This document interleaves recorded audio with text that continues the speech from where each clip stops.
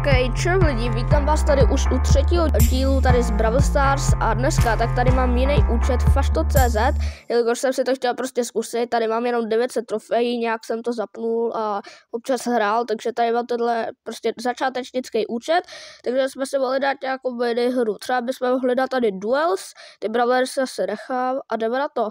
Ještě se to načte, tak dejte like a odběr, jelikož prostě chceme mít co nejvíc odběratelů a views.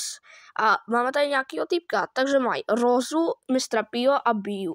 OK, tak to nebude úplně nejlehčí, ale myslím si, že bychom to mohli dát. Takže začnu tady za Dynamajka, já tady ještě budu nějak skákat a zkoušet svoje telíčky, ale moc to neumím. Tady je teda Roza, hodíme na ní gadgetu, yes, a trošku se to seká.